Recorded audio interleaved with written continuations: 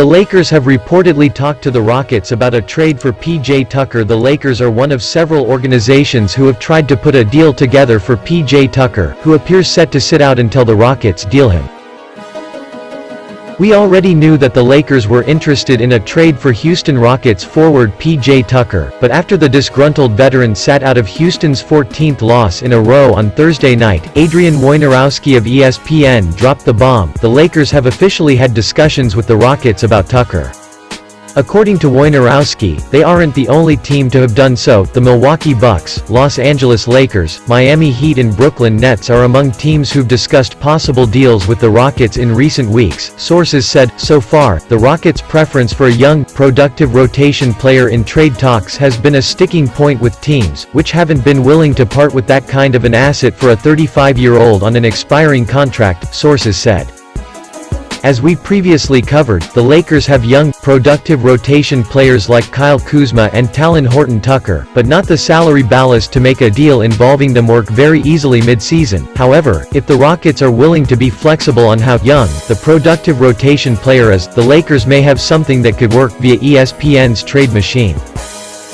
At 27, Harrell is a more productive player than the 35-year-old Tucker. That much is not really a debate. What is a debate is if the Lakers would be better served in dealing him for a player who might lower their regular season floor but raise their playoff ceiling. For weeks we've been hearing about how the Lakers are interested in basically every center that might even theoretically become available in a buyout. The problem with those rumors is it's unlikely that any of those guys are good enough to play over Marc Gasol or Harrell, and certainly not a better option than Davis at the 5, where he was most productive during the playoffs and will certainly play more when the postseason rolls around.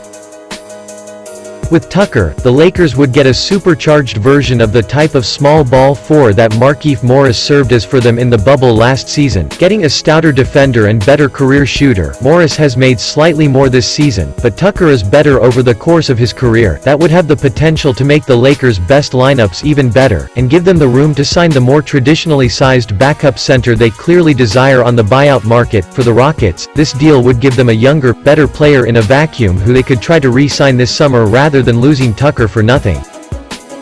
Again, Harrell is the better individual basketball player here, but in the playoffs, his utility may be more limited, his defensive flaws more easily exposed with targeted game planning by other teams. He's also a guy who right now seems unlikely to close very many, if any, games for the Lakers. In flipping him for Tucker, they could balance out their roster in the way they seem to want for the postseason while getting a player who might be able to play more high-leverage minutes for them once they're there, and would certainly have more trust from Frank Vogel defensively than Harrell has been given.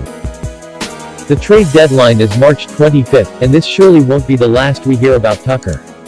And who knows, if he and the Rockets reach a total impasse, maybe they buy him out and let the Lakers get him for free, and they can have him and Harrell.